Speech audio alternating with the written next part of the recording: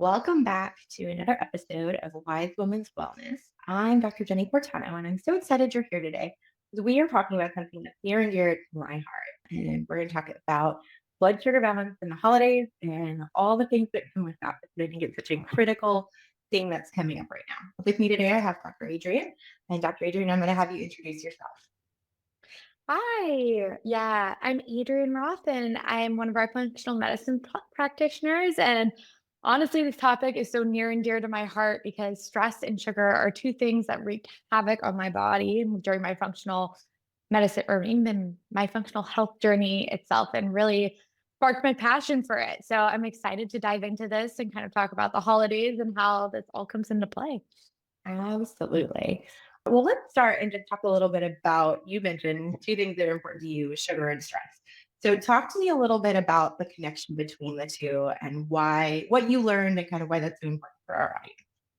Yeah. So sugar and stress, right? So sugar, when we kind of talk about sugar, it's not just eating sugar, but we're talking about our blood sugar. So insulin in our body and how our food responds or how our body responds to food, the food we eat. And a big culprit of messing with our blood sugar is actually sugar. So we look at that in the holidays. But when we see stress and sugar side by side, they're really a bi-directional relationship. When we're stressed, our blood sugar becomes dysregulated. And when we eat more sugar and have more of those carby snacks, we see the stress on our body increase and the cycle kind of feeds each other. And so when we start to look at the holidays and what's going on when there's sugar everywhere and when we're stressed by our crazy schedules, we're really feeding into that cycle that's already there. We're just ramping it up some more. Do you see Yeah. that in your life, Jenny? Yeah, absolutely. Right. And I have a 5 year old. So I feel like that's extra relevant right now as we're coming up Yeah. on Halloween specifically. Right. Oh my goodness. Yes. And so I know, I think, right. We talk so much and we hear people say, oh, it's cold and flu season, but like really, I would argue it's sugar season. You know, Yeah. you've got holiday parties, you've got festive events, there's almost always sugary snacks, there's late nights and poor sleep and cortisol being jacked. And so I feel like that's such a critical piece that I work with so many women on understanding that bidirectional relationship you just talked about. And then in my kids too, like my own kids and then the kids in our practice, Mhm. we see so many, more sickness this time of year, but also this Yeah. dysregulation. I'm sure if we were measuring blood sugar on them, blood sugar dysregulation and cortisol dysregulation too. Right. And you even like you hit it on the head too there of like, okay, so we're in sugar season. We're also in a season where we're just not even in routines too. So we look at what that does to our dysregulation and cortisol as well.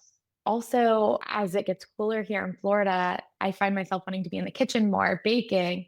And it's just a Yeah, good time to have those treats. And so they're sure. often just sitting there ready to grab, whereas Yeah. the rest of the year they're not, right? Well, and I think to add to that, like how lucky are we that in Florida we're still outside? This is probably the Yeah. time when we start to go outside more. But for those of you who might be, more northern climates, colder climates, this is a time of year where we tend to stay inside more, being less active, which helps to Hmm. regulate blood sugar as well, so activity and moving. And so if you've got all of a sudden a lot less of that, then you're also going to just regulate that blood sugar even more.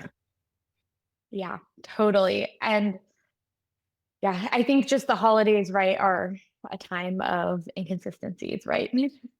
For sure, Mhm. for sure. So I think we've made a pretty good argument over, it not being just the holidays, but it being sugar season and it not being Yeah. cold season, but it's, really that sugar and the blood sugar and the cortisol dysregulation. Is there anything else we want to make sure people know about that before we go into kind of the how do you fix this? Well, I think you've mentioned this already, but the two big areas that we see impacted when we see the dysregulation and the stress and sugar increases, one, the immune system, right? So it's already cold, we're inside, the germs are spreading. When we're stressed and we're dysregulated, our immune system is weaker. So that's a good factor to consider. And then even for us women, our hormones, right? So Mm, we really don't want to like we work so hard throughout the year to be healthy and maintain our hormone balance. Well, things change during the holidays and we do our 80-20, and sometimes it's more 60-40 during the holidays. But right. we also want to not wreak total havoc on our hormones. So I think those are the two like big motivators for the kiddos and you as well to kind of Yeah. look at this and be like, what can we do to help? Right. Yeah, absolutely. And I think too, we touched on this, but even to make that parallel a little bit clearer, right? But being outside is such a great value for vitamin D, which in and of Mhm. itself is a hormone, right? And so now, on top of everything else, when we're staying inside, we're not producing nearly as much vitamin D, or if we're not in the sunlight or we're out bundled up in clothing, as opposed to with skin exposed, affecting how much we're creating, which can in turn affect immunity, but also hormones, right? So, And I think, right, that's a good point because we always think, or not we, but typically in the past, I've thought, right, that like I've fallen off the wagon during the holidays. But when you really sit down and look at what's stacked against you in this, it's so easy. Not even you falling off the wagon, it's just being proactive to stay on the wagon, right? Because there's so for many sure. things trying to push you off. So, Yes. At least chase the wagon through the holidays, yeah, right? But I think we can yeah, talk about ways to stay on the wagon this year instead. So, yeah. what is your number one strategy that you'd like to share with people? Oh, the biggest thing I think you can do is eat a good breakfast that is Mhm. protein or fat centered. So I think oftentimes for how I start my day, sets the tone for the rest of the day, not only from a psychological standpoint, but also from a blood sugar standpoint, right? So we want to start our day with those good. So when we look at blood sugar, we want to flatten our glucose curve. So by eating fats and proteins with our breakfast, we can start our day by avoiding those glucose spikes and just start off right. So I would advocate that having a high protein or high fat breakfast. So whether that's eggs or even a smoothie with protein and Greek yogurt in it, Greek yogurt bowl is a good way to set you up for the rest of the day so that when things go out of your control, you kind of have already that foundation ready to go. I like it. I think just to dive in a little deeper there, right? For anybody who maybe not as familiar, when you eat, particularly sugar, it Mhm. causes your blood sugar to spike, right? And so that spike then also causes a cortisol, or is, bidirectional, Yeah. as Adrienne had said, right? So setting us up in terms of regulating that blood sugar also regulates our nervous system, which then plays into our immunity as well. And so by adding a protein or fat or both, right, and having kind of that protein forward or fat forward breakfast, we minimize that spike, which then, like Adrienne said, sets us up for a good tone for the rest of the day.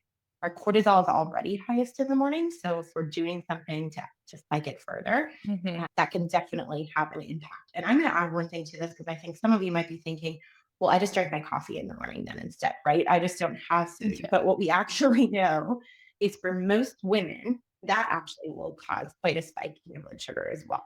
So black coffee, fasting until lunchtime and just having coffee in the morning is not so great when it comes to blood sugar regulation as well. And there's a time and a place for everything. So I'm not going to say it's all bad, but I think that's important to recognize as well. I agree. And I'm not the biggest fan of this, but I do know that even if you find a way to add protein to your coffee, it will help significantly than just having the coffee as well. So if you're that person that has to have that cup of coffee, finding a milk, or I know some people like Fairlife, and I don't really agree with dairy as my body does not agree with dairy as much, or a protein that you can mix in just to help you start that or start your day with something in there if you can't do the food in the morning. For sure.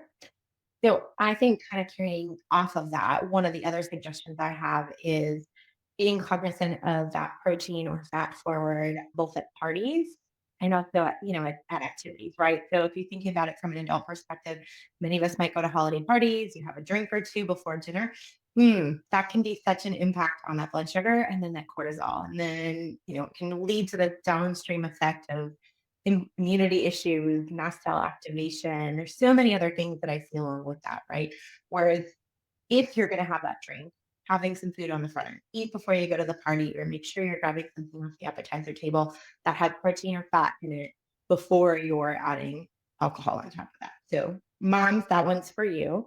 For kids, I think the same, right? If you're going to go to the fall festival or you're going to go to the trunk or treat, and there's going to be a ton of sugary, carbohydrate heavy foods there, trying to get some protein or some fat into your child there or with those things is going to be super helpful to offset that spike for them as well.